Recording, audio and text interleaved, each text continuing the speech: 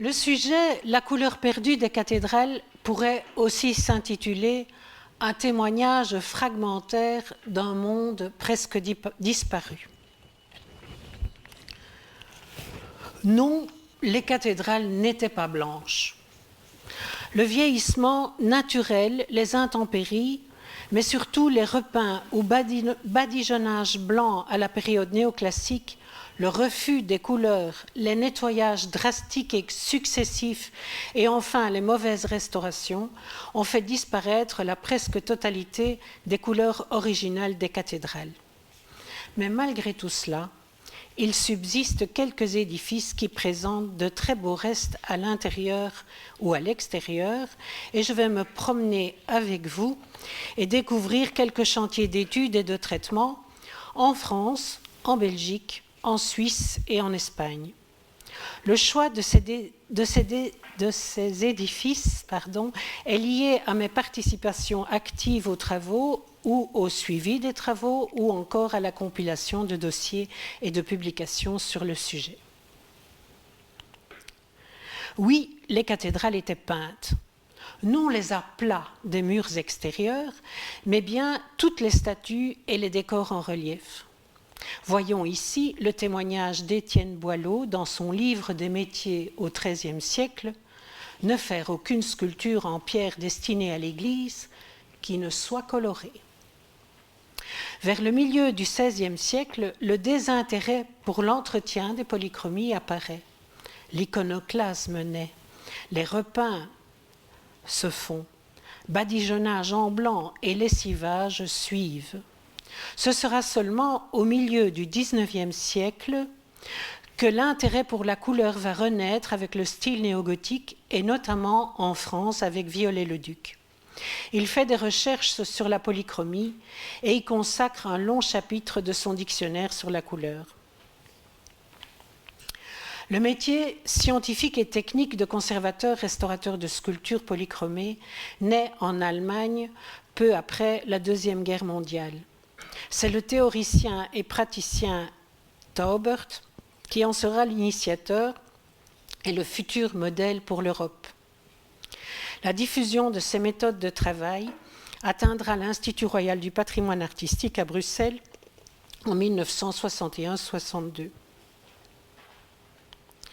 Le premier portail peint, étudié et restauré scientifiquement est celui de la cathédrale de Lausanne.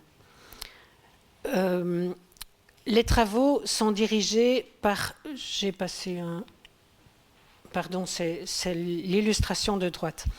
Les travaux seront dirigés par Théo Hermanès et dureront plus de 20 ans. La démarche est pluridisciplinaire et unira historiens, historiens d'art, restaurateurs, chimistes et architectes. En France, le premier relevé synthétique de la polychromie d'un portail est celui de l'église Notre-Dame-du-Port à Étampes en 1985. De 88 à 89, la façade de la cathédrale d'Amiens est très rapidement nettoyée pour être prête pour l'an 2000. L'exigence politique de rapidité va provoquer de graves erreurs dans ce traitement. Un colloque international a été organisé, notamment dans le but d'informer le plus large public possible sur ce qui se pratiquait dans ce domaine en Europe. L'espérance de ce colloque était d'informer les commanditaires pour la restauration future du portail de la cathédrale de Senlis, reconnue pour avoir gardé de nombreuses traces de polychromie originale sous les repeints et calmer les ardeurs des décapeurs trop rapides.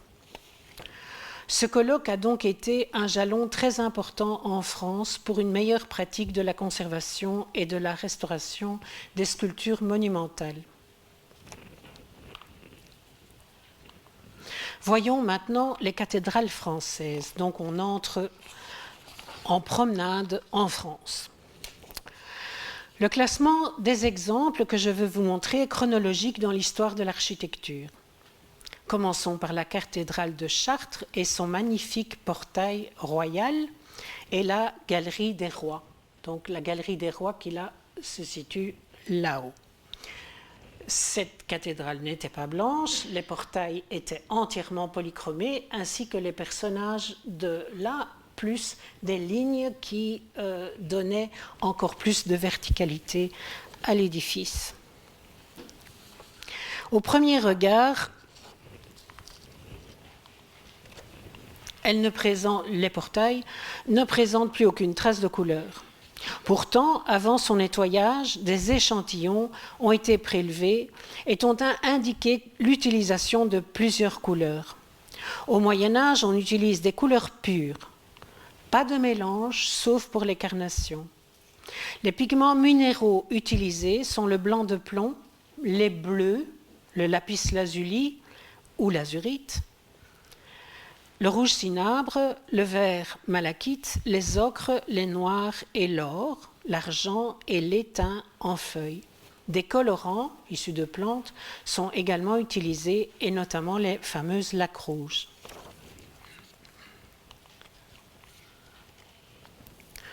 Sur l'échantillon présenté à droite de l'image, on voit en bas la pierre, le bouche-port blanc composé de chaux et de blanc de plomb, la couche d'azurite, donc le bleu azurite, surmontée d'une couche grise et enfin d'une couche de consolidant. Entre-temps, la façade a été vigoureusement nettoyée et plusieurs statues ont été remplacées par des copies taillées dans la pierre.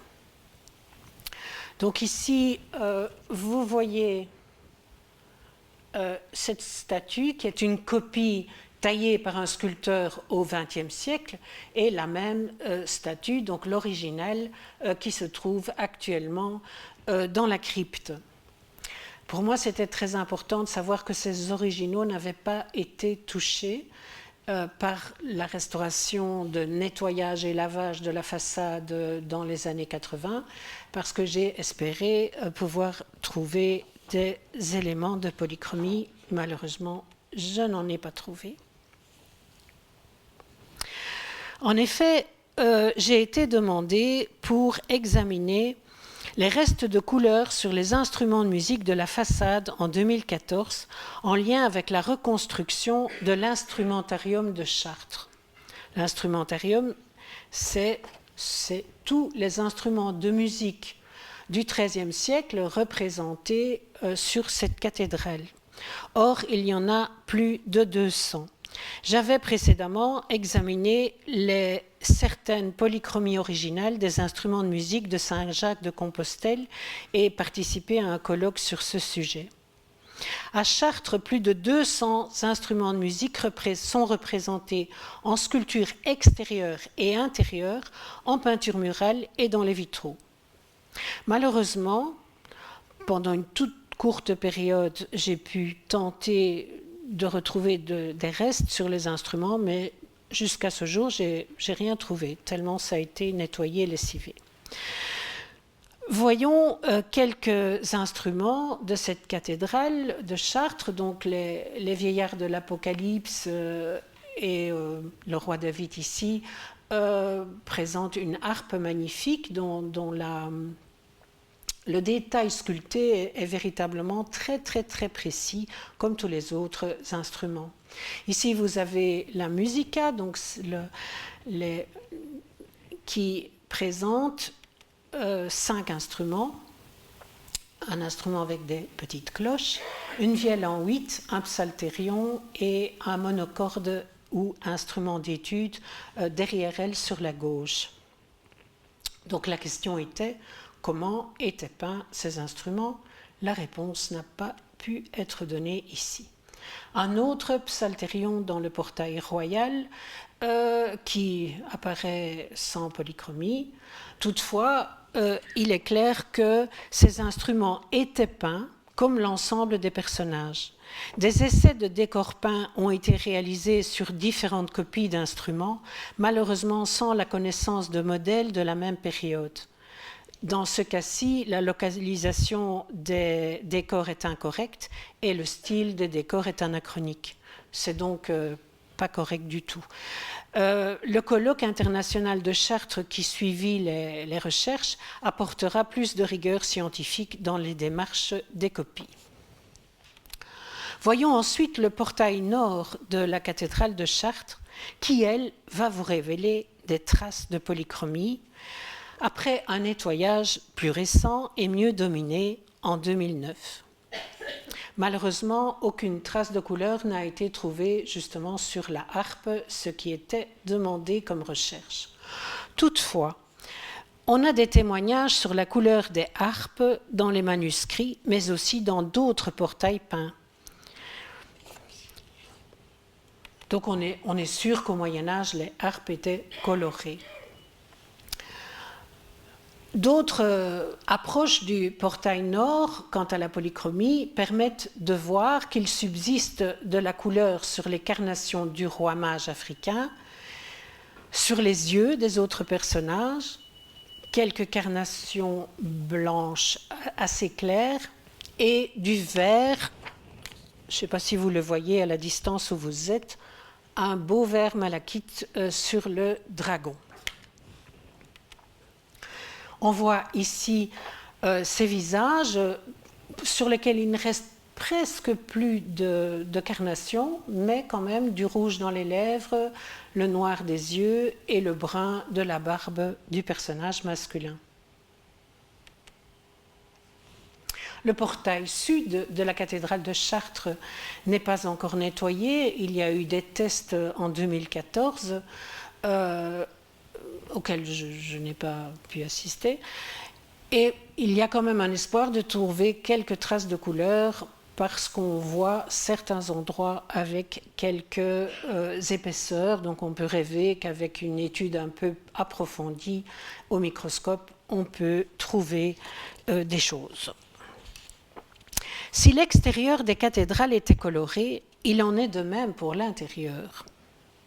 Les voûtes, les murs, les piliers, les colonnes, les voussures sont peintes. On le voit ici très bien dans le déambulatoire de la cathédrale de Chartres. On y trouve de l'ocre et du blanc.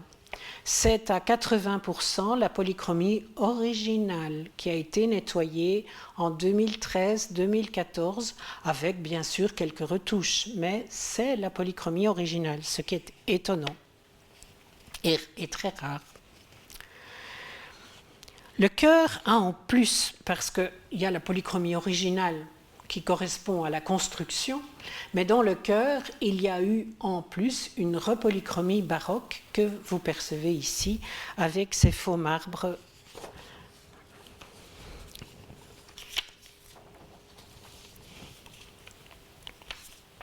Passons à la cathédrale de Senlis. Le portail de la façade, 1160-1170, présente le couronnement de la Vierge, la mort et la résurrection de la Vierge. Donc vous avez ici une image de la façade occidentale et de la façade sud. C'est le portail ici qui va être étudié. Donc il présente le couronnement de la Vierge au milieu du tympan, la mort de la Vierge et la résurrection de la Vierge. Il est entouré sur les pieds droits de prophètes et de saints. L'arbre de Jessé dans les parties hautes, donc, et patriarches et juges ornent les voussures. C'est une pierre calcaire très fine qui est couverte d'une préparation appelée pour les pierres Boucheport, qui est composée également, comme à Chartres, de blanc de plomb et de chaux. Encore une image assez ancienne avant traitement. Vous voyez que l'ensemble est totalement gris et apparemment avec très peu de perception de couleur. Dans les années 2008-2009, quelques 8 ans après la restauration d'Amiens qu'on verra tout à l'heure, le portail de Senlis est étudié. Il est considéré comme un des seuls portails comportant beaucoup de polychromie originale en France. Voici un test d'étude, un examen des couches superposées. Un autre examen sur un autre personnage révèle que sur la côte grise se trouve un beau bleu. Ce bleu n'est pas l'original, je vous explique tout de suite. La dorure et les lignes entourant la dorure sont originales. Voici les échantillons examinés au laboratoire et un test beaucoup plus grand de nettoyage du Christ du couronnement de la Vierge. Sur ce portail, on trouve la polychromie originale, avec comme couleur dominante le blanc pour les vêtements, le bleu pour le fond et certains revers du vêtement, et dans ce cas-ci, le bleu est du lapis lazuli. Il y a du rouge cinabre et de l'or. Le cinabre, malheureusement, est fragile à une certaine température et lumière et noircit très facilement. Après cette première polychromie, il y en a une deuxième qui est partielle sur les fonds et une redorure locale. Les vêtements blancs ne sont pas repeints à cette période de premier repeint qui est au 15e. Il y a ensuite une troisième intervention, un bleu et un ocre au 17e, une quatrième intervention de badigeonnage partiel à la chaux au 18e et quelques dégâts formels à la Révolution française, quelques têtes bûchées. Malheureusement, au 19e, quand on édifie le musée des monuments français, ce portail sera moulé et tout moulage d'une pierre polychromée va provoquer évidemment l'arrachage d'un certain nombre de couches picturales. Ah oui, j'ai oublié de dire qu'on voit bien, donc ceci est la pierre, le bouche-port, le bleu original lapis lazuli, de l'encrassement, une nouvelle préparation, une couche bleue, de nouveau une préparation, une nouvelle couche bleue et de la salissure au-dessus. Donc non seulement les cathédrales étaient polychromées, mais elles étaient entretenues, repeintes jusqu'au jour où on les laisse à l'abandon.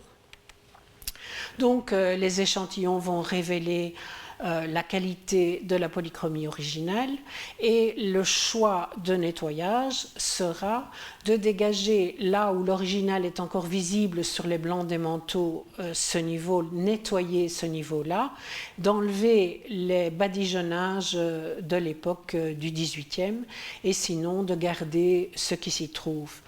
En bas à droite, vous avez un test qui a été au-delà du verre repeint au XVIIe siècle, mais ça ne va pas être choisi. Donc ils vont laisser les traces des polychromies successives et seulement enlever la crasse et les badigeons plus tardifs.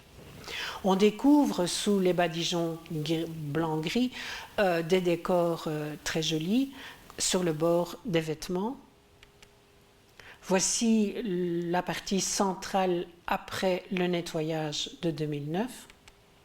Encore un détail. Je répète que le bleu du fond n'est pas le lapis lazuli, c'est un bleu plus tardif, ça fait partie du repeint du XVIIe siècle. Mais vous voyez bien l'expression de la Vierge et du Christ. Dans les voussures, vous avez les ramages de l'arbre de Jessé qui sont peints en vert et les fonds des voussures sont alternativement vertes et rouges. Vous voyez que ce rouge est très altéré, c'est donc du cinabre qui noircit avec la lumière et une certaine chaleur. Encore deux personnages très jolis, particulièrement celui de droite, qui est Tamar dans l'arbre de Jessé. Sa robe qui vous paraît noire, en fait, c'est du rouge. C'est du cinabre qui a noirci par la lumière. Cette robe rouge est décorée de pois blancs avec des fleurs de lys dorées au milieu de chaque pois blanc et de bordures dorées surlignées de noir. Encore une image un peu plus proche après le traitement. La couleur de l'image n'est pas tout à fait bonne, elle est un peu trop bleutée. Voilà pour Senlis. Allons nous promener maintenant à Paris, à Notre-Dame. Les sculptures de la façade sont de 1210 et la galerie des rois vers 1230. C'est la galerie des rois qui va nous intéresser. La galerie des rois, qui ici se situe plus bas, qui se situe là, présente 28 personnages totalement refaits lors de la restauration du XIXe siècle par Viollet-le-Duc. Donc il n'y a plus aucun roi original. Mais regardez cette maison là-bas. Lorsqu'on a creusé dans les caves pour agrandir les caves de ce petit resto, donc je vous montre d'abord, on a trouvé des têtes originales. Donc là, je vous montre l'aspect des portails de Notre-Dame de Paris qui sont totalement lessivés. Toutefois, sur le portail du cloître, il y a eu des examens et des restes de bleu dans le fond des voussures, de bleu azurite dans le fond des voussures. En 1977, 21 têtes des rois et d'autres fragments de plissés de ces rois sont retrouvés dans cette maison que je vous ai montrée. Donc à la Révolution française, on avait coupé toutes les têtes et des gens ont ramassé les têtes et ont été les enfouir dans la cave. Et emmurées. Et donc ils ont retrouvé ces têtes et, merveilleux, elles ont gardé leur polychromie sans repeint, enfin un repeint probablement du XIVe ou du XVe, mais quand même une polychromie lisible pour ceux qui la regardent de près. Parce qu'évidemment de loin c'est assez clair, mais on va s'en rapprocher. Sur cette photo-ci, vous ne voyez que le rouge des lèvres du personnage central, mais nous allons nous rapprocher un peu plus de cette tête-ci et de celle-ci. Vous voyez que les yeux sont peints, que les sourcils sont peints et que la carnation, en fait, est presque réaliste. Elle est très douce, le mélange des joues avec la couleur des roses pâles de la carnation. Elle est très proche de la taille de la sculpture. Ça veut dire qu'il y a un bouche-port blanc. À cette époque, le bouche-port est blanc, donc blanc de plomb et chaud, sur laquelle il y a une très fine couche colorée que vous voyez là. Encore de plus près, en réalité, les yeux et certains éléments ont reçu des retouches probablement au XVe. Et puis après, elles ont été laissées à l'abandon et cassées à la Révolution. Il y a une publication et des recherches scientifiques sur la tête des rois de la cathédrale de Paris. Il y a 3 types d'yeux. Il y a un iris coloré, des iris colorés en bleu ou en vert, des yeux tout noirs avec une très grande pupille ou une pupille plus petite cernée de noir. Donc vous avez une stratigraphie comme traditionnelle, la couche de pierre, le bouche-port chaud et blanc de plomb, la carnation originale et un repeint local sur certaines zones. Passons en promenade à la cathédrale de Bourges, 5 portails de façade construits entre 1225 et 1255. Cette image est une ancienne image avant le nettoyage de l'ensemble de l'édifice. Il est connu bien sûr pour ses triples arcs-boutants et vous avez ici cette incroyable cathédrale à 5 portails historiés. Une fois de plus, c'est une photo avant les études et les nettoyages. Les premières études de cette cathédrale ont été faites par des Italiens qui ont révélé une fois de plus plusieurs polychromies, une originale, un repeint du XVe siècle à l'huile et encore des badigeonnages plus tardifs et ensuite la pollution, la crasse, etc. Voici après traitement, c'est la première image que je vous ai montrée. De loin, on a une impression de blanc, mais si on se rapproche, on va quand même voir quelques traces de couleur subsistantes. À gauche, avant le nettoyage, à droite après, ça reste encore très flou, on devine un peu de traces de couleur.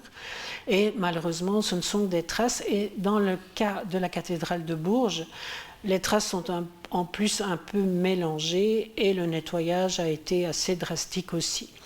Il subsiste sur les ailes probablement un bouche-port qui ici est passé au rouge. On peut avoir des bouche-ports à partir de la fin du XIIIe et début XIVe, en France en tout cas, qui soit sont jaunes, soit sont rouges et composés soit de cinabre, soit d'un mélange ou de même de minium de plomb. Plus impressionnantes sont ces restes sur les chapiteaux des pieds droits avec du lapis lazuli dans le fond donc des vêtements, des mandorles, le fond du chapiteau qui met en valeur le personnage avec une robe blanche. Au XIIIe siècle, les vêtements étaient souvent blancs. On passe ensuite à la cathédrale d'Amiens. Cet avant-traitement, c'est une photo très ancienne et à l'intérieur, là malheureusement, l'intérieur qui a dû à l'origine être décapé a été entièrement lessivé, sans doute au XIXe siècle.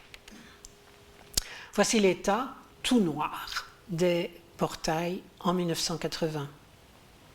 Donc la pollution, le badigeon qui a noirci, etc. En 1999, comme je vous ai dit dans l'introduction, le maire de la ville d'Amiens a décidé que sa cathédrale devait être propre pour l'an 2000.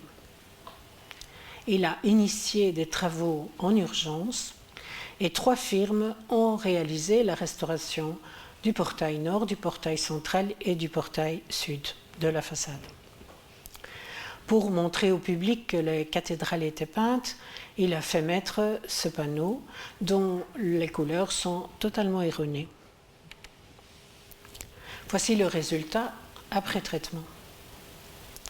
Le portail de gauche a été nettoyé entièrement au laser par une firme qui ne comporte pas de restaurateur diplômé et qui travaillait jour et nuit pour liquider le traitement avant le 1er janvier 2000.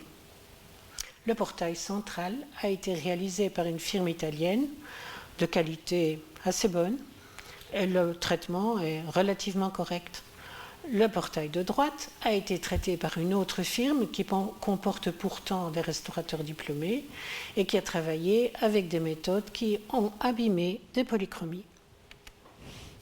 Portail central, l'équipe italienne.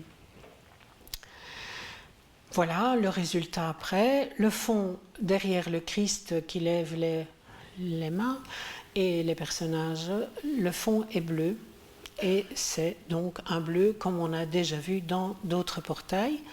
La plupart des personnages ont un vêtement blanc et d'incarnation rose aussi pâle que celle que vous avez vue sur le visage du roi de la cathédrale Notre-Dame. Bien sûr, la cathédrale d'Amiens, tout le monde connaît la sculpture du beau Dieu d'Amiens. Le beau Dieu d'Amiens, à gauche, est après le nettoyage. Vous voyez que la Bible, le livre qu'il porte, les écritures qu'il porte, est couvert d'un peu de brun ocre, que sa chevelure et la barbe sont brun moyen, que la carnation est pâle, mais sur ce nettoyage assez rapide, on voit un peu tous les niveaux.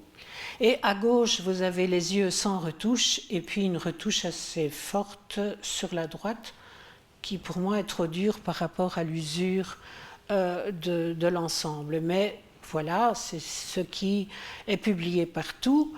Donc un iris noir et un iris bleu, et la pupille encerclée de noir. Vous avez le portail sud de la façade qui lui a été restauré par une firme française qui a utilisé différentes méthodes, le microsablage, les compresses et le laser. À cette période, il y a eu une série de publications dans la revue Monumentum en France et qui explique le Tour de France avec le laser. Alors le laser de l'époque, actuellement il y a des lasers qui sont beaucoup plus doux et plus précis et qu'on peut utiliser pour certaines polychromies ou certaines couches picturales, mais pas à l'époque. Et le laser, c'est une concentration lumineuse à très forte densité qui va éclater sur la surface noire et faire fondre en fait la couche noire. Mais elle a la même réaction sur le rouge cinabre, sur le blanc de plomb qui comporte des métaux lourds. Ça veut dire que ça va noircir. C'est comme dans la nature, puisque je vous ai montré le noircissement du cinabre de la cathédrale de Senlis. Bien ici, ce n'est pas un noircissement naturel, c'est un noircissement provoqué par la restauration. Je pense que sur ces images, c'est assez clair de voir que la carnation est devenue gris foncé et les lèvres noires. Donc, je répète, c'est une réaction de l'impact du laser sur le rouge cinabre et sur le blanc de plomb. Le portail fait au laser de haut en bas sans aucune recherche de polychromie pour le portail nord. Il y a encore une Vierge très connue dans la cathédrale d'Amiens qui se trouvait à l'origine sur le portail, cette fois sur le transept sud de l'édifice. Cette Vierge, pour des raisons de sécurité et de protection, a été mise à l'intérieur et remplacée par une copie en pierre. Elle s'appelle la Vierge dorée d'Amiens parce que au-dessus de sa polychromie originale, elle a reçu une polychromie au 15e, une polychromie au 16e, une polychromie dorée entière au 17e, et puis encore des repeints au 19e, pour finir pour avoir été décapée à la fin du 19e, en ne laissant que quelques restes dans les creux des plis. Donc, la polychromie des sculptures des cathédrales sont aussi massacrées par la restauration, de mauvaise restauration au cours du temps. Alors vous savez très bien sans doute, si vous vous promenez en France, que la grande mode c'est d'éclairer les cathédrales en soi-disant en représentant la polychromie originale. Alors moi, l'idée est fantastique, mais regardez les rois là-haut. La couleur correspond en rien avec la polychromie originale. Et pourquoi? Parce que les gens qui ont fabriqué le système pour projeter les couleurs qui sont limitées personnage par personnage ont pris les fiches des restaurateurs italiens notamment, qui eux avaient fait des fiches avec tous les examens, mais ils ont mêlé les niveaux, parce que vous avez bien compris que les cathédrales étaient peintes et puis repeintes et encore repeintes, et donc il y a des mélanges de niveaux, et ils ne connaissent pas les couleurs, donc ils ont mis, moi j'appelle ça le Disneyland de la polychromie. Voilà, donc ça n'a rien à voir. Vous allez voir tout à l'heure la cathédrale de Lausanne, et elle est vraiment le reflet de ce qu'était une polychromie originale. Ici, ça n'a rien à voir, c'est faux, 100 fois faux. Je vous montre encore ce qui se passe. Donc, vous avez la Vierge qui aujourd'hui n'apparaît plus qu'avec quelques traces de bleu dans le fond des plis. Donc, ça, ici, il y a quelques traces bleues, quelques traces. C'est une aquarelle qui a servi à faire l'image lumineuse, mais je répète que c'est faux, 100% faux. Je passe à la cathédrale de Reims, qui a subi un peu les mêmes choses, mais encore avec Là, je voudrais vous amener à une réflexion plus sur la forme que sur la couleur. Il faut savoir que la cathédrale de Reims, la pauvre, a subi tout. Toutes les guerres, toutes les révolutions, elle a été massacrée. Il y a la moitié des sculptures qui sont refaites et encore refaites. Voilà. Donc, très, très, très abîmée. Elle est bien plus abîmée. L'original est parti à de nombreux endroits. Tout d'abord, passons d'abord par le côté gauche et le portail nord de la cathédrale de Reims. Il y a une sculpture du portail roman qui a été préservée dans la reconstruction de la construction gothique. Et cette sculpture, cette Cédès Sapientiae, cette Vierge à l'enfant, présente encore des couleurs originales. Et c'est un des relevés très anciens de polychromie en France, en 1853, que vous voyez sur l'image. Elle est un peu floue, l'image, mais on voit bien que les voussures sont rouges et le fond vert, ce sont des peintures murales, ce ne sont pas des sculptures peintes. Donc, peut-être que si vous allez à Reims prochainement, vous irez la voir, la cathédrale, et qu'elle est en travaux pour le moment. Donc ce sont ici des photos, certaines sont plus anciennes, d'autres plus récentes. À gauche, vous avez l'état de la cathédrale en 2008 et à droite en 2011. Alors je vous laisse un peu regarder. Qu'est-ce qu'on a fait? Bien, elle était vraiment très altérée à ces endroits-là et on a fait ce que j'appelle une restauration du genre néo-gothique, à savoir qu'on a tout simplement refait la totalité des crochets, tout le mur, tout ceci est refait et ces zones-là très altérées n'ont pas été refaites mais nettoyées au laser. Bon, moi je trouve ça très choquant, c'est encore plus raide parce que c'est sans doute mécanique, totalement mécanique, plus raide que le néo-gothique. Donc j'ai un peu critique là-dessus.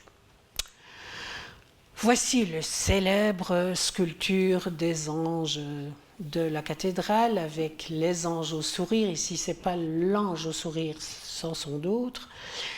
Ce que vous observez sur cette ancienne image, qui a presque 20 ans, c'est cette couleur rouge, orangé. Ce n'est pas la polychromie originale, c'est le bouche-port. Toute la cathédrale de Reims reçoit comme couche de préparation au bouche-port sur la pierre ce mélange d'huile et de minium. Donc c'est différent des premières cathédrales qu'on a vues qui sont bouchées, enfin dont la pierre est bouchée avec du blanc. Là vous avez, je ne sais plus exactement la date, bon, la fameuse Annonciation et à sa gauche l'ange, la Visitation et l'Annonciation avec le fameux ange au sourire sous les bâches et qui est en cours d'étude des polychromies successives. Quelque temps après, ça n'a été qu'une étude. Ce portail-là n'est pas encore traité et l'appel d'offres est ouvert depuis quelques jours. Donc, on va voir ce qui va être réalisé.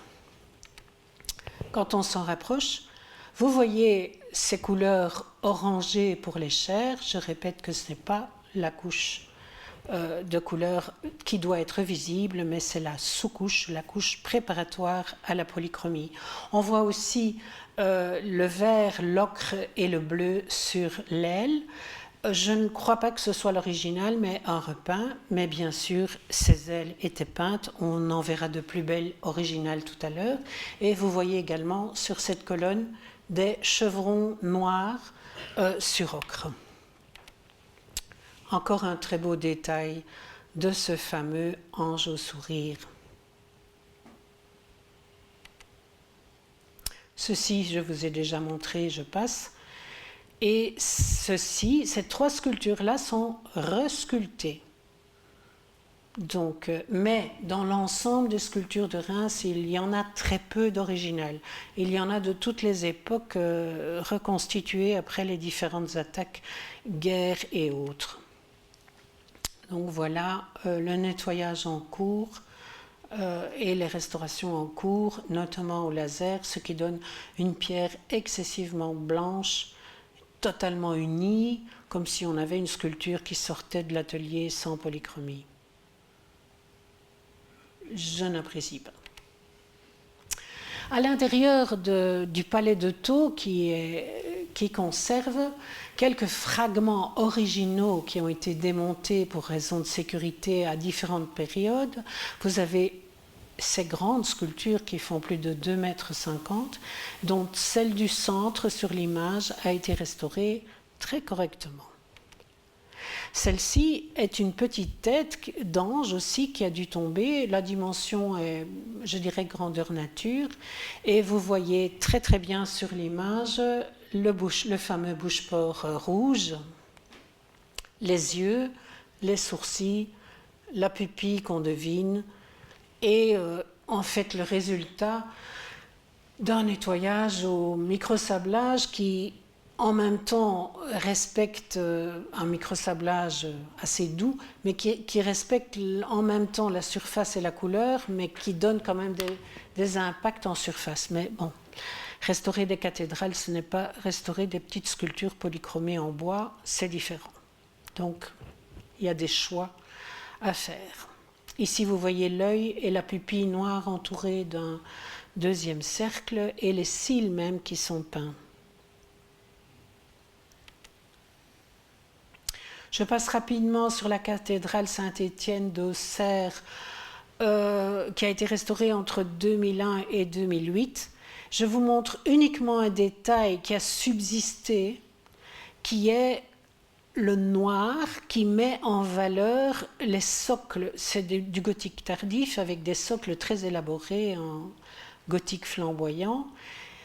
Et pour lire la forme des socles, on peint en noir le fond.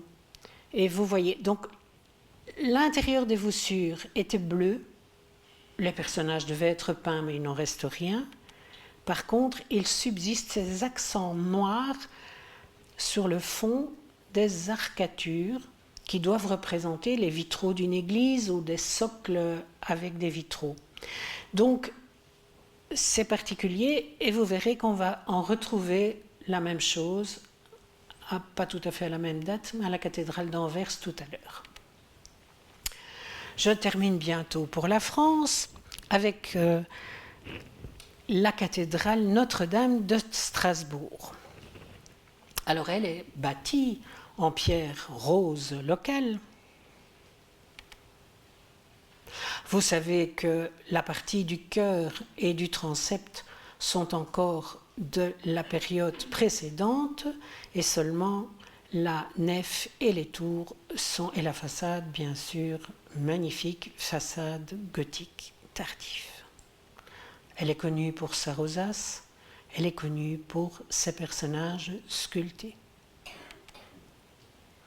Bien sûr, tous ces personnages étaient peints. Mais là, on a un témoignage c'est la sculpture connue, la synagogue.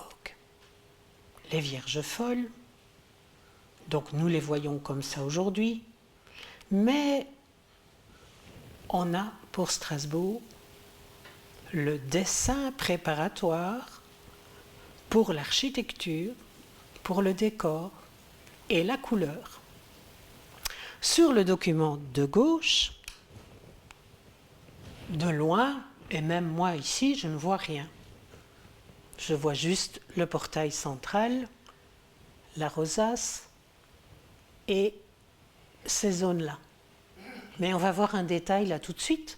Ça, c'est un projet B, un autre projet d'Erwin de Steinbach. Et ces deux parchemins qui sont immenses, qui sont presque aussi grands que la colonne là qui est devant moi, sont exposés au musée de l'œuvre à Strasbourg.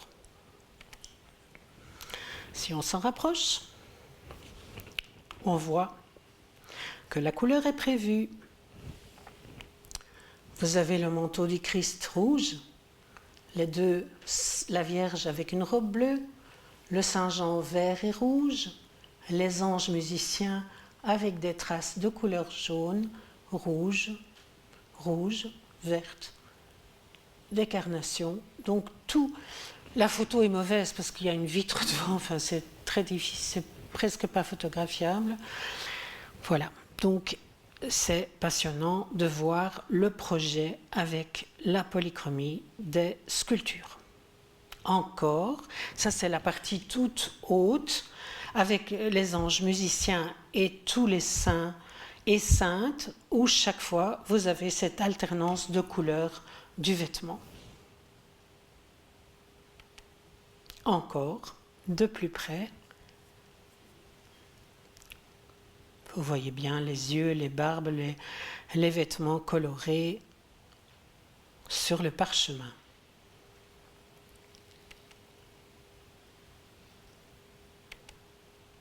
À l'intérieur se trouve le fameux pilier des anges qui se situe dans le transept surélevé pour soutenir cette partie rehaussée à l'époque. Il y a donc plusieurs niveaux de sculpture, il y a 3 niveaux de statues et plusieurs grands restes de polychromie originale subsistent. Vous avez les carnations qui sont localement repeintes, mais qui présentent donc ces carnations à l'intérieur de l'édifice, donc mieux protégées, bien sûr, que les éléments à l'extérieur. Voici un des anges musiciens avec sa robe blanche et ses ailes dorées bordées d'une ligne noire, enfin d'un bandeau noir. On y voit bien les yeux, les lèvres, les joues finement décorées. Toujours en France, la Sainte-Chapelle de Paris, entièrement décapée, lessivée dans les années 70-80. J'ai pu par hasard monter sur l'échafaudage à l'époque et j'ai pu voir cet endroit. Ça se situe à peu près ici, dans cette loggia ici, ces décors de fleurs. Et malheureusement, je n'ai qu'une photo valable, mais chaque petite voussure était bleu azurite magnifique et celle correspondante était rouge vif. Donc il y avait de magnifiques couleurs. Tout a été lavé, je ne dirais pas au Karcher, mais un genre de truc comme ça. Donc plus rien, aucune trace, aucun relevé, rien du tout. L'intérieur, vous le connaissez bien, de la Sainte-Chapelle, lui a été repolychromé à la période de Viollet-le-Duc en 1879 et ils étaient 3, un qui s'occupait des peintures murales, l'autre de l'architecture, des sculptures, etc.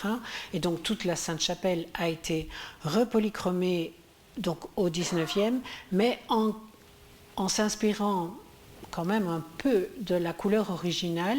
Il y a même des recherches pour savoir quelle couleur a été utilisée. Donc le bleu du plafond avec des fleurs de lys est probablement correct au niveau de la couleur, mais pas du tout au niveau de la matière, puisque au XIIIe, on a des couleurs mates, et quand on parsème des fleurs de lys, il y en a quelques-unes et pas 200 comme ici, donc c'est toujours un excès de décor au XIXe. Les ors ici sont très mats, donc voilà, c'est une réinterprétation de la peinture originale. Voilà pour ma petite promenade en France. Maintenant, on va voir ce qu'on a trouvé en Belgique. La première ville dans laquelle je vais me promener, c'est Gand. Et vous avez là l'église Saint-Nicolas à Gand, avec son portail qui est ici. Voilà, et c'est ce portail-là qu'on va étudier. Mais ce portail est baroque. Alors, bien, lorsque, après la guerre, la longue restauration de l'église Saint-Nicolas à Gand va se réaliser, on va démonter le portail baroque. On va enlever cette statue, on va démonter parce que cette zone est très abîmée. Donc on démonte ce portail, on démonte la porte. Et qu'est-ce qu'on trouve ? Eh bien, derrière ce portail, à la période baroque, les sculptures gothiques étant très abîmées, on les a retournées. On a utilisé la pierre du dos des sculptures pour faire le fond de ce portail baroque. Et donc, on a trouvé 4 fragments en dessous qui ont subsisté et 5 au-dessus. Donc, c'est la suggestion de disposition des reliefs sculptés dans le tympan du portail de Saint-Nicolas à Gand. Évidemment, on est en Belgique, on n'est plus en France. La sculpture se développe beaucoup moins chez nous parce qu'on n'a pas tellement de pierre. La pierre doit être importée. On a la pierre de Tournai, mais elle ne se sculpte pas ou très difficilement. Donc voilà, c'est une pierre blanche importée. Après étude à l'IRPA, nous avons trouvé qu'il y avait plusieurs polychromies et dégagé la polychromie originale. Le fond, la date est début du XIIIe, comme par hasard, comme les églises françaises et suisses à la même époque, le bouche-port était blanc. Le fond ici est couvert d'une feuille d'or, le périzonium du Christ blanc, la Vierge, on va la voir en détail, et le Saint-Jean ont des manteaux colorés et des carnations comme on a déjà vu en France. La synagogue, bien plus modeste que la synagogue de Strasbourg, a, elle, deux polychromies intéressantes. Vous voyez sur l'image de droite apparaître des petits losanges qui sont entourés de noir et un peu gris au milieu. C'est de la feuille d'étain. C'est typique d'une polychromie du XIVe siècle. Or, la sculpture est du XIIIe. Donc, en dessous de cette couche, on en a une autre. L'image, malheureusement, c'est une dia transmise en numérique et n'est pas nette.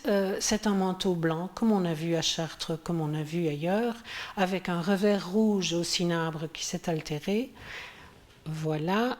Et voici en aquarelle ce qu'était d'une part la polychromie originale du début du XIIIe, à savoir un manteau blanc, un revers rouge, des décors de boules ou de cercles, comme on a vu à Senlis, des petites fleurs sur l'extérieur du manteau et le repeint typique pour les connaisseurs de la polychromie du XIVe siècle.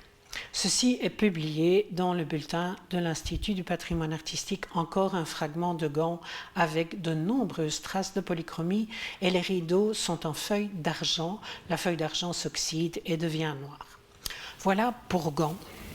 C'est un traitement qui est déjà ancien, qui date des années 80. Autre grand portail qui a été une grande restauration qui a été réalisée d'une part, la première fois par l'Institut et une deuxième fois pour l'entretien par un restaurateur privé, mais qui travaille aussi pour l'Institut. Donc il y a eu un premier traitement dans les années 80 et un deuxième traitement l'année passée. Le portail avant nettoyage, et vous voyez que pour faire un bon traitement, même sur un chantier monumental, on doit travailler pour examiner les polychromies avec un microscope binoculaire. Donc il faut adapter le chantier à tout ça. Ici, c'est juste un dessin intéressant du 19e de celui qui a réalisé ce portail, parce que si le portail lui-même est 14e, ces éléments-là sont néogothiques. Donc il y a deux périodes dans la fabrication de ce portail de Notre-Dame de Huy. Quelles pierres ont-elles été utilisées? Il y a trois types de pierres. Une pierre importée de France qui est la Don de Ménil. Il y a une autre pierre, un tuffeau de Maastricht. Il y a la pierre de Meuse qui est la pierre grise. Et encore la pierre de Jaumont pour les ajouts néogothiques. Donc c'est aussi très important quand on étudie ou quand on restaure un portail, on va restaurer la surface, mais bien sûr la matière et la pierre. Pour savoir comment les consolider et la nettoyer, il faut savoir quelle est la pierre, évidemment. Pour faire une bonne restauration avec un matériel complet, eh bien, il faut non seulement un échafaudage totalement fermé avec tout le matériel, microscope, éclairage correct, etc. C'est ce qui s'est passé à Huy. Voici une des personnes qui a indiqué pour le laboratoire toutes les zones où il fallait un micro-prélèvement pour pouvoir analyser les couches superposées. Pour l'ensemble du tympan de Huy, la polychromie, c'est une restitution à l'aquarelle de polychromie de ce tympan. Lorsque la zone est blanche, c'est parce qu'on n'a pas trouvé de reste. Pas pour ici, parce que là c'est blanc.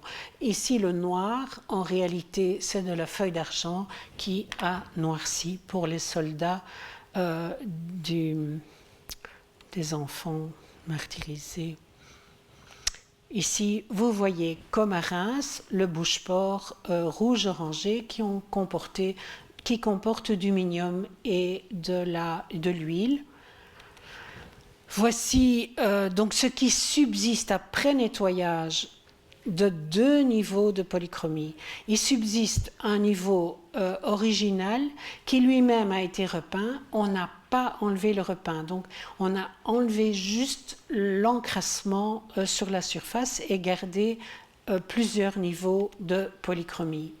Le fond bleu est un repeint qui a été choisi puisque, comme je vous ai dit, les fonds sont en pierres différentes et c'était très altéré, donc il a fallu réintégrer ce fond et repeindre.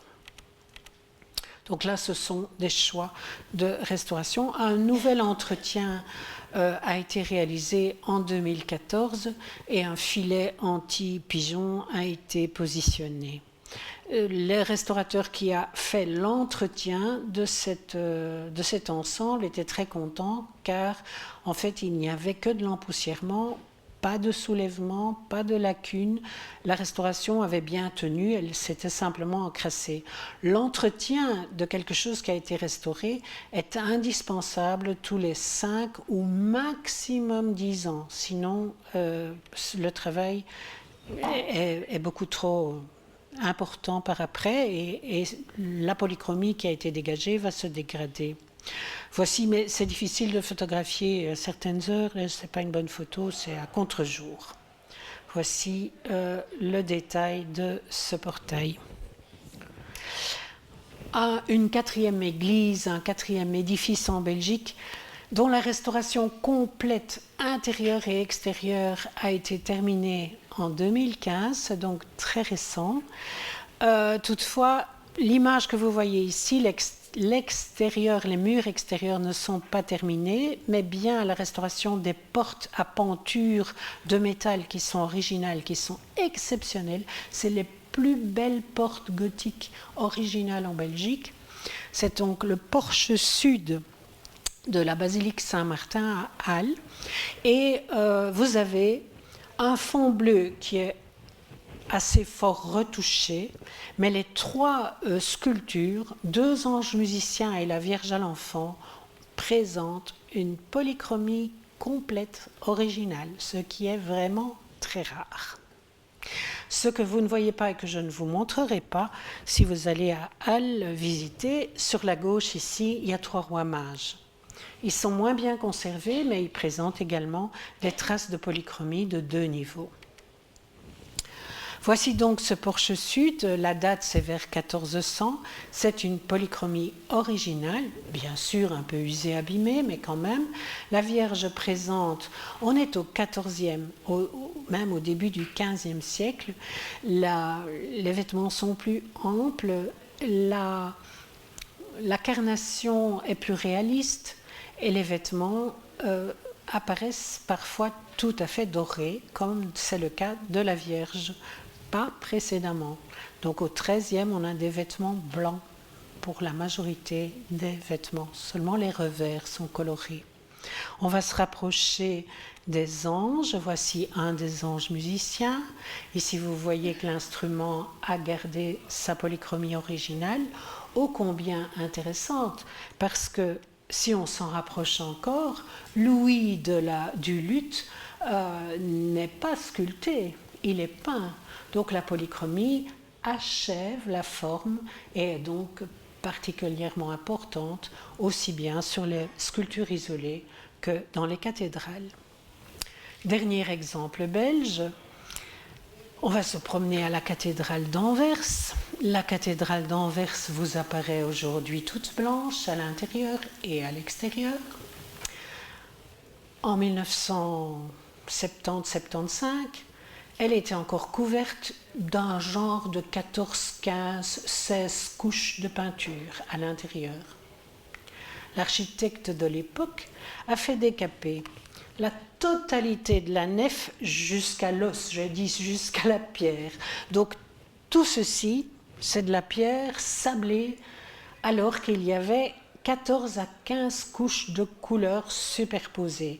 Bien sûr, la dernière couleur, vous allez la voir tout de suite, était une couleur à la chaux. Il y avait une dizaine de couches de chaux qui couvrait la polychromie originale, alternativement rouge, rose, vert pâle et gris. Donc, liquidé. Comme ça a fait du bruit, le chœur et le transept n'ont pas été traités de la même façon. Et pour cacher les misères des couches superposées et dans l'impossibilité de dégager une cathédrale, ces couches ont été entièrement préservées, ont été analysées et simplement repeintes à la chaux pour le transept et la nef. Toutefois, les voûtes que vous voyez là, les 4 clés de voûte, ont été dégagées au niveau de la peinture originale.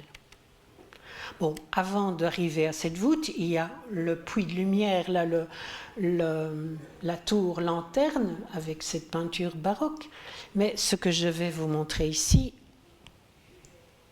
ce sont ces éléments. Ça vous rappelez ce que je vous ai montré à Saint-Étienne à Auxerre. Et voilà, c'est plus tardif, bien sûr, mais c'est le même esprit. C'est peindre en noir le fond architectural de ces décors complexes pour pouvoir mieux les lire. On met de la peinture noire dans les petits vitraux et derrière les feuillages. Ça a été dégagé au niveau original lors de la restauration et du tableau et dans l'ensemble du lanternon.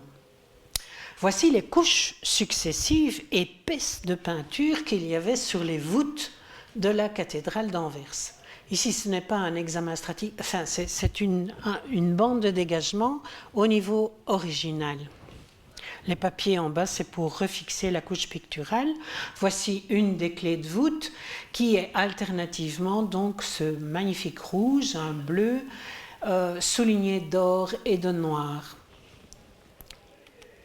Voici les épais surpeints. Je crois que les surpeints, c'était quelque chose comme 3 ou 4 ou 5 mm d'épaisseur qui noyait totalement la forme de ce Christ, ou c'est Saint-Pierre, je pense.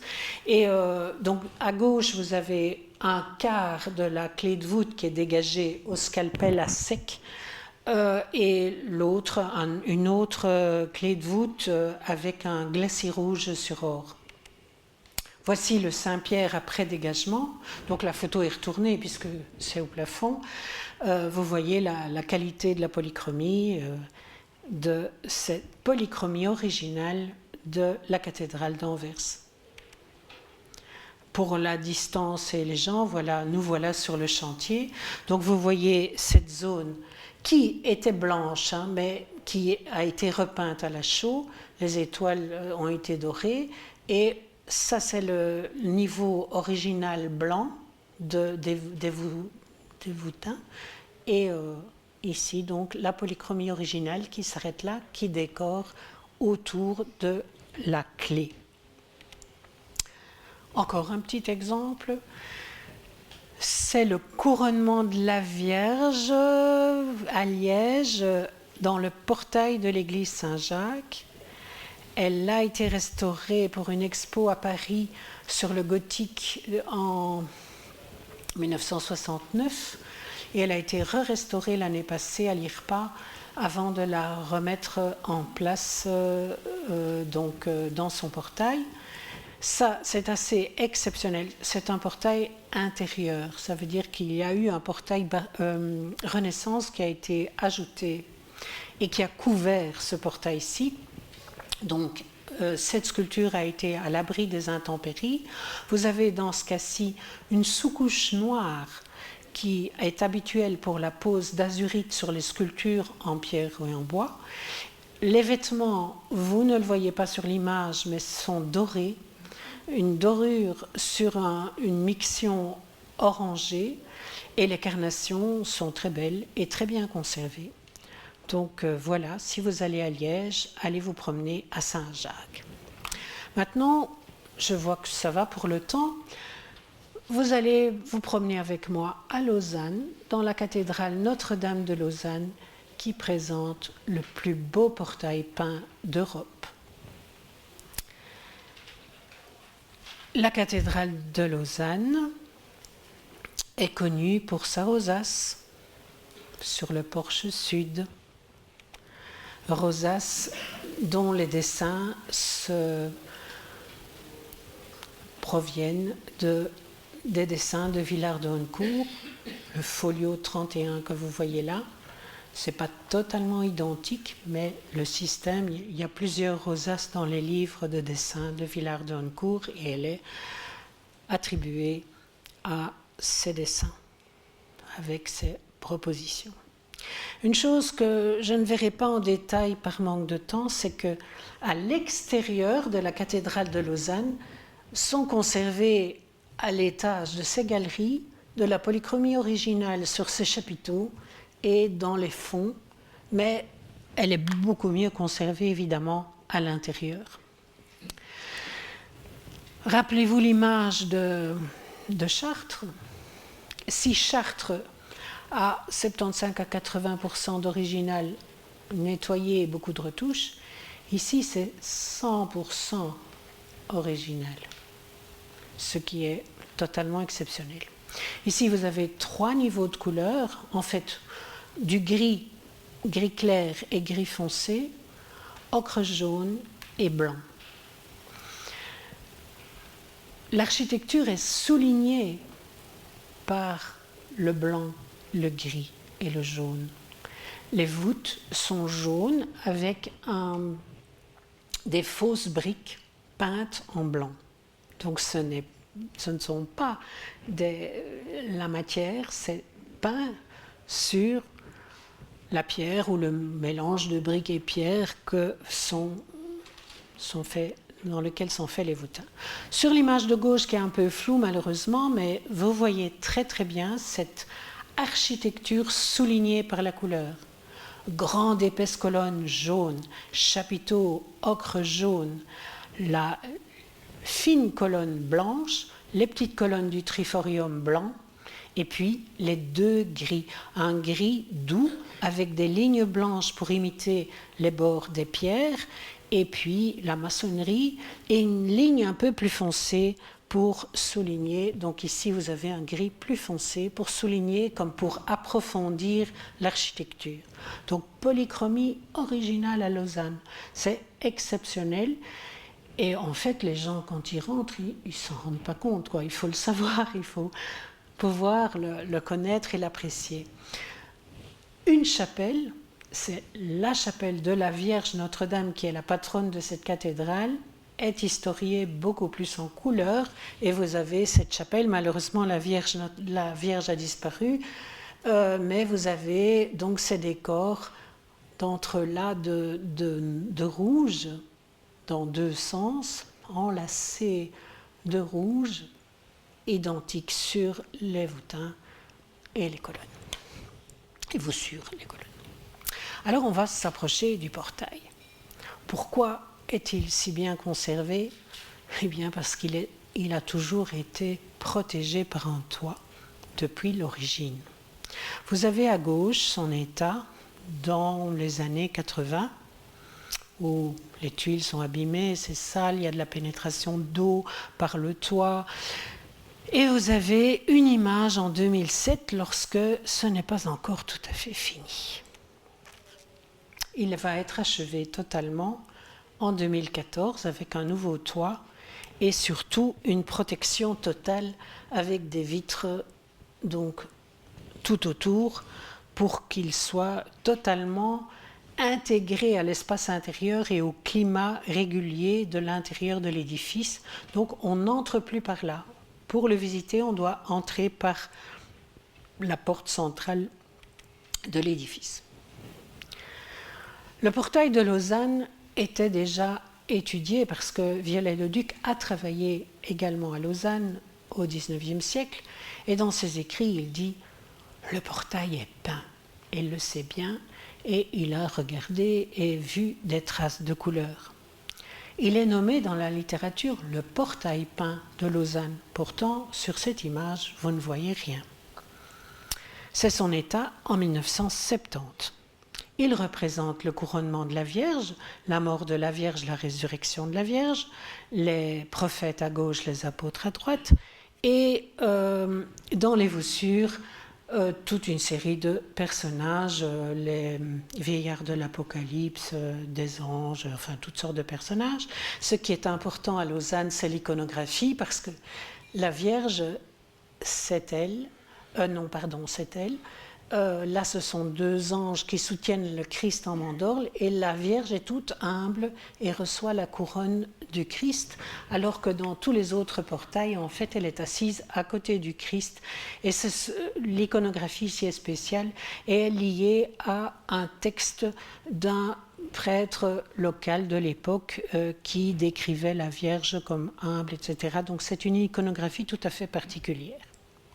La pierre utilisée à Lausanne, c'est une pierre locale qui s'appelle la molasse. C'est une pierre très fragile et très sensible qui va être assez fort abîmée à certains endroits. La polychromie originale date de 1210. Elle est surmontée de quelques retouches locales à l'huile au XVe siècle par un peintre qui s'appelle Magenberg, qui est répertorié dans les archives. Ensuite, elle a été badigeonnée de gris au XVIe siècle.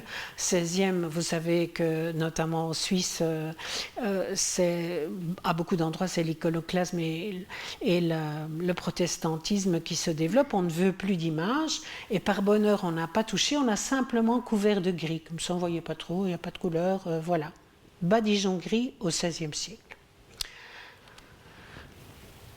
On a commencé la restauration dans les années 70 parce que une des têtes était tombée, enfin on avait déposé 4 pieds droits dans le musée en face et on avait proposé de restaurer ces pièces qui avaient été démontées. Puis on les a remis dans le portail, donc il y a toute une démarche, on fait quoi, on les enlève, on les remet, on les met au musée, enfin bon, toute une pensée avant de commencer vraiment la restauration. Puis la restauration commence et vous voyez que sous cet énorme badigeon gris, on va trouver une polychromie originale absolument intacte et exceptionnelle. Oui, c'est une photo mauvaise. La polychromie originale est remise à jour avec un fin scalpel de chirurgien, même de chirurgie oculaire, en laissant quelques reprises, donc il y a quelques retouches, notamment justement dans cette joue, des retouches par le peintre Magenberg, retouches qui sont faites au XVe pour entretenir la surface. Vous avez ici des magnifiques carnations et les bleus, c'est du lapis lazuli. Le lapis lazuli est un minéral importé d'Afghanistan et donc qui coûte très cher. Et vous avez également de l'or sur l'auréole du Christ. Vous avez à gauche Siméon, c'est le même personnage. Là, vous avez au début du traitement, ici à un peu plus que la moitié du dégagement du visage. Et à droite, vous avez Moïse, avec les cornes que vous voyez là, qui sont recouvertes de feuilles d'or et de glacis rouges. Ils ont tous les deux des yeux bleus et des carnations, donc très belles. Ils sont assez proches du spectateur. On va voir qu'au niveau des pieds droits, vous avez des personnages avec des yeux très détaillés, tandis qu'au plus on va plus haut, c'est vrai pour les galeries des rois des autres cathédrales, souvent les yeux sont tout ronds, tout noirs, de façon à ce que le regard soit visible d'en bas. Encore Moïse, de l'ensemble de la pièce, quand elle est finie, quand elle est restaurée, et ces pièces-là ont été restaurées hors œuvre, alors que tout le reste a été restauré véritablement in situ. Vous devez observer sur ce manteau blanc, je vous rappelle qu'on a déjà vu plein de manteaux blancs et de carnations de ce type, donc une dominante blanche avec des revers rouges cinabres, une barbe brune. Ici, vous avez des magnifiques décors. Ici, des cercles, de nouveau, des décors ronds, peints au lapis lazuli sur le blanc, blanc de plomb à l'huile, et ici des quadrilobes, et il y a des petites taches noires. En fait, c'est des décors avec des feuilles d'étain au milieu. Encore Moïse d'un autre angle avec Saint Jean-Baptiste, aussi terminé après restauration. Le Saint Jean-Baptiste, lui, a une robe bleue lapis-lazuli, fortement usée. Et le revers de son manteau est rouge cinabre, la barbe foncée. Ce qui est amusant ici, c'est que le sculpteur avait oublié de sculpter en relief quelques petites imitations de la peau de bête que porte Jean-Baptiste. Alors le peintre, il les a exécutées en peinture. Là, c'est de la peinture, là aussi, et je crois là. Donc, quand on sent, sur une image, c'est difficile à voir, mais avec la lumière rasante, on voit bien que la polychromie complète la sculpture. Elle est donc très importante pour la compréhension de l'œuvre. Je vous montre, je crois que c'est Isaïe, et là vous avez ces magnifiques décors de quadrilobe, un carré, des cercles, comme on en trouve dans les enluminures également. Donc bleu lapis-lazuli, des décors, et ici des petites taches noires. Et à l'analyse, c'est une feuille d'étain qui jouait quand même un miroir brillant dans ces décors. Les ailes des anges, des bordures dorées, revers noir, encore les ailes. Une aile sans décor tel que celle-là, elle est plate, elle n'a plus de vie. Donc la polychromie apporte la vie à la sculpture. Comme je vous disais tout à l'heure, les parties hautes ont des yeux beaucoup plus gros, plus grossiers, et les décors peints sont plus épais aussi pour qu'on puisse les lire d'en bas. Voici un décor des voussures, le fond bleu, alternativement fond bleu, fond rouge, comme on a déjà vu, la dorure, des lignes noires, des décors. Voilà. Ça, c'est une photo qui n'est pas bonne, mais c'est pour vous montrer que la voûte avait été décapée et qu'après on l'a Mais enfin, c'est un détail, je passe. Ce sont de mauvaises photos, voilà. Il est très difficile aujourd'hui de faire ces photos, l'éclairage les photos des pierres en façade comme ça, quand elles sont isolées de tout près sur échafaudage, ça va bien, mais de loin, c'est plus difficile.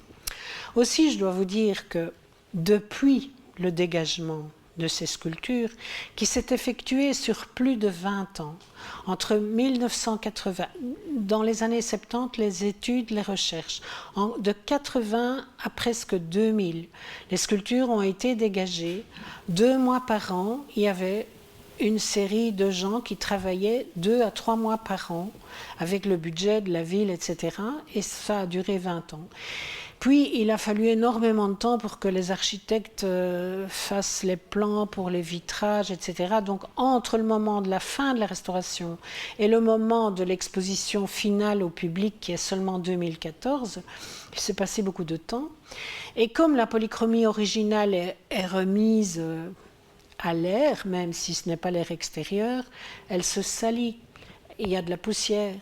Et donc, une fois la polychromie originale dégagée, il faut un entretien très, très régulier. Sinon, malheureusement, ce n'est pas bien.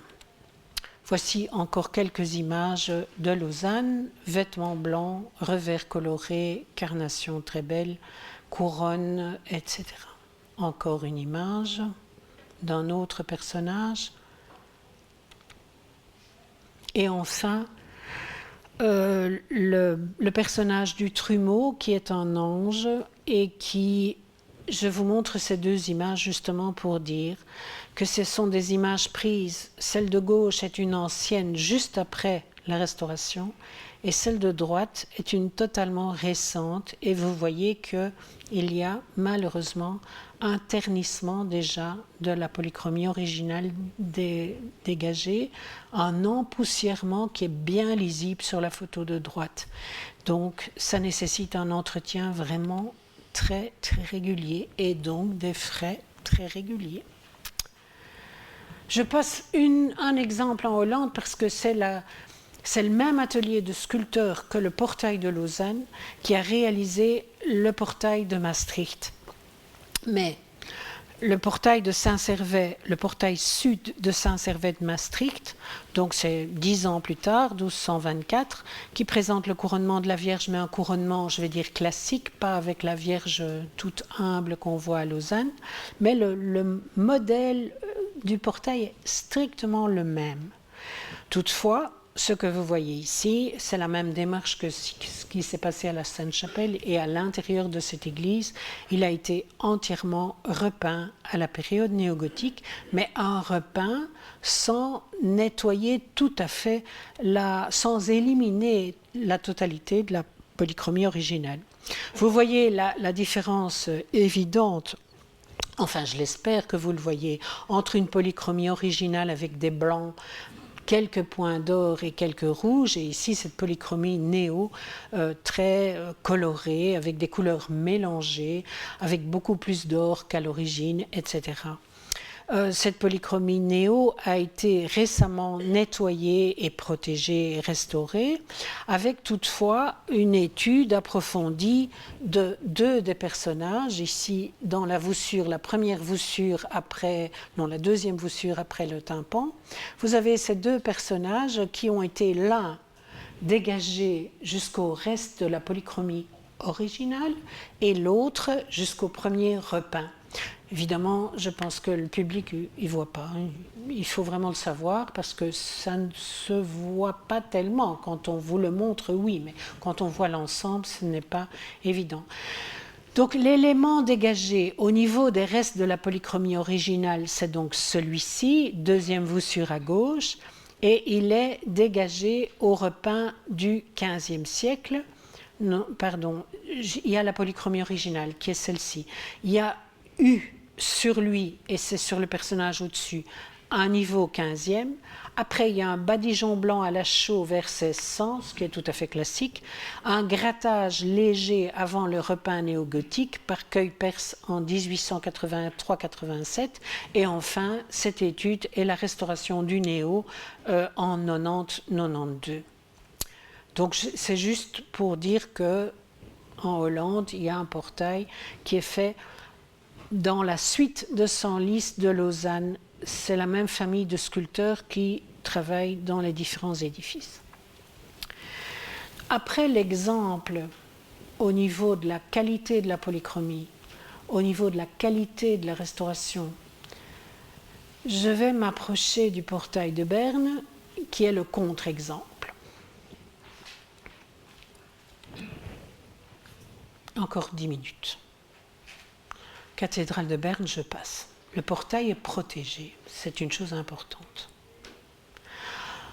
Il y a quelque temps, c'est une photo que j'ai faite, c'est une polychromie du 19e qui était apparente sur ce portail. C'est un portail beaucoup plus tardif, vous voyez qu'il n'est pas du tout architecturé comme précédemment, c'est presque une peinture en 3 dimensions, c'est une foule de personnages, c'est presque un retable. Après, je n'appelle pas ça une restauration. Il a été totalement repeint. Ce n'est pas au 19e, c'est au 20e. C'est donc une réinterprétation de cet édifice. Mais pas seulement au niveau du tympan, aussi au niveau des sculptures.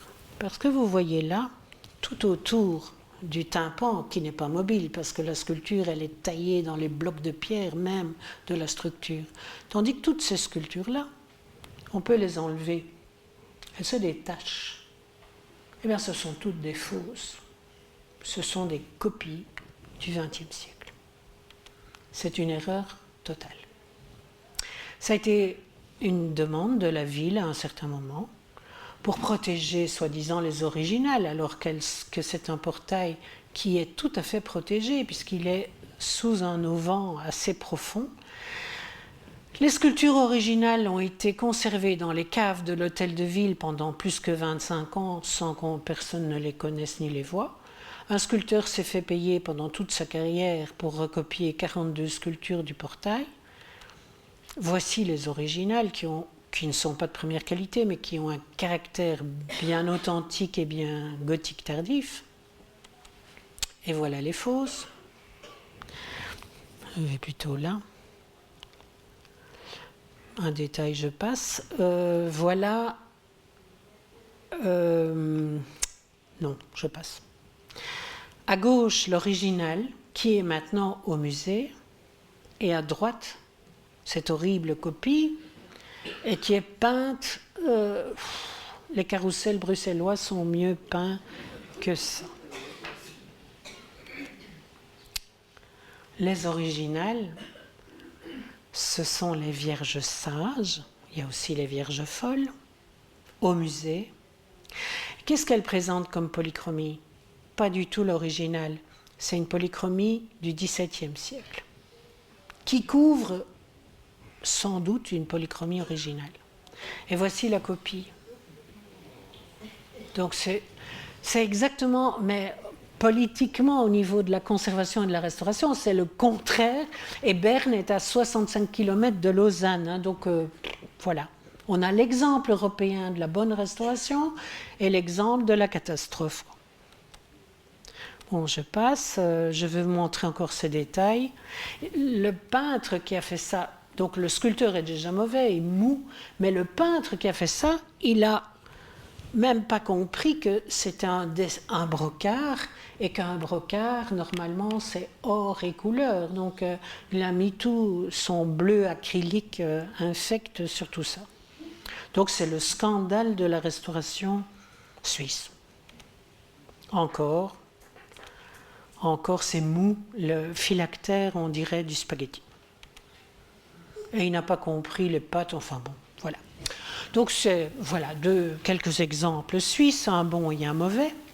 Et je terminerai mon petit voyage dans les temps, je crois, par un petit tour en Espagne, où il y a de nombreux édifices qui ont conservé polychromie originale repeint, mais énormément de couleurs, aussi bien à l'intérieur qu'à l'extérieur.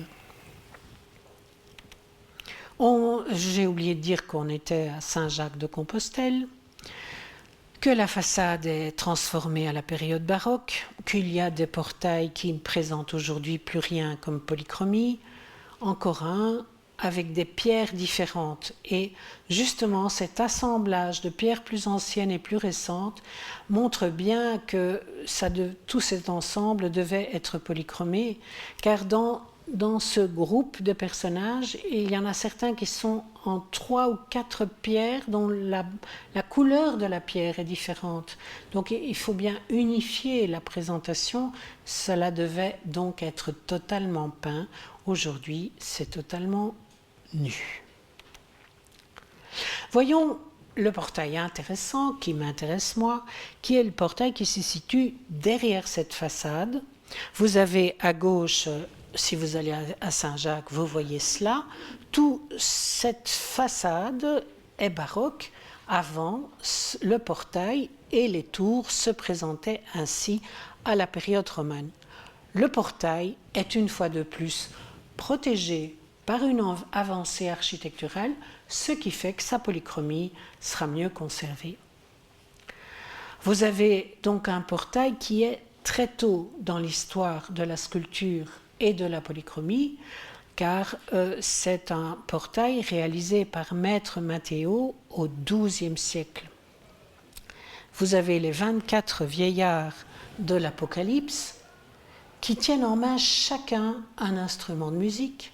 Vous avez le Christ entouré des symboles ou des 4 évangélistes et leurs symboles, et le Saint Jacques.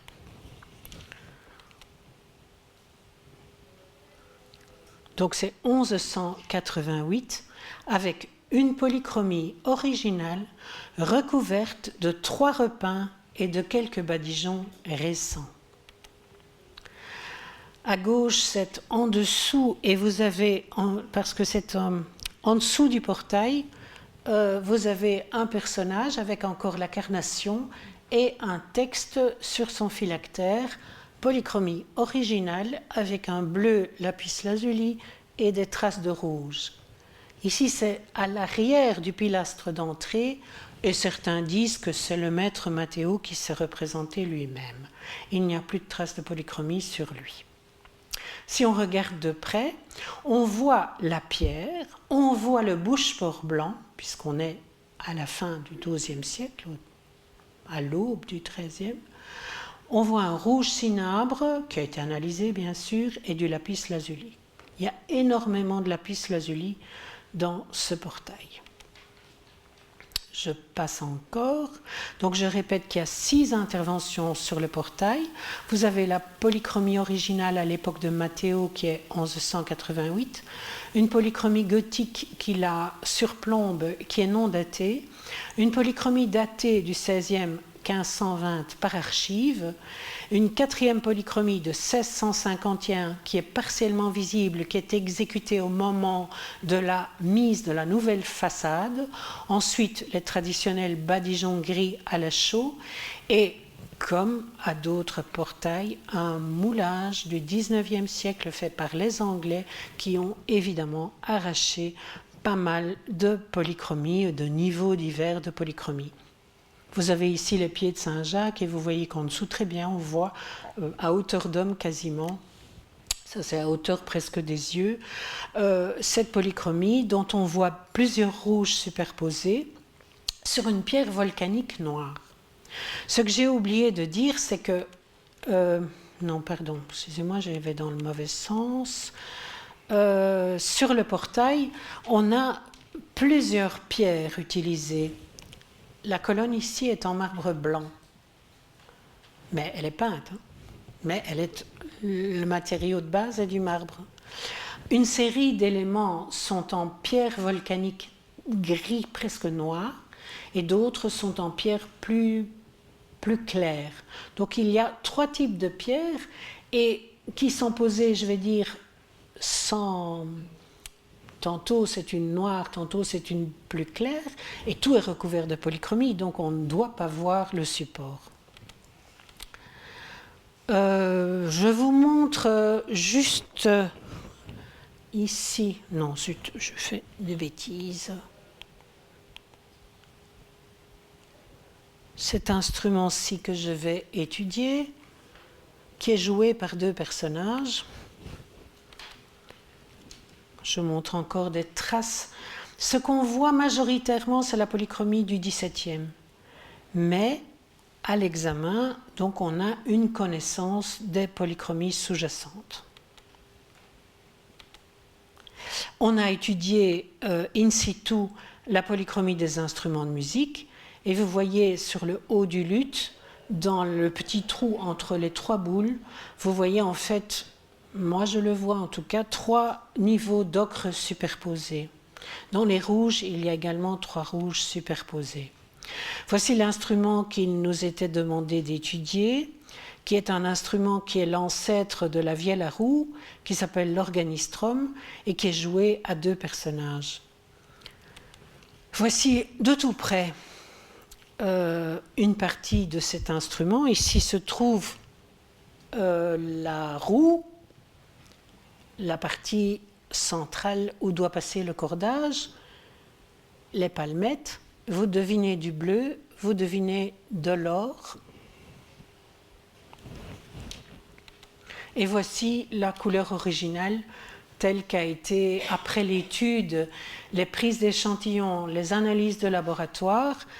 Donc, il démontre que la polychromie originale est posée sur un bouche-port blanc et qu'elle est composée de lapis lazuli, de rouge cinabre naturel et d'or à la feuille.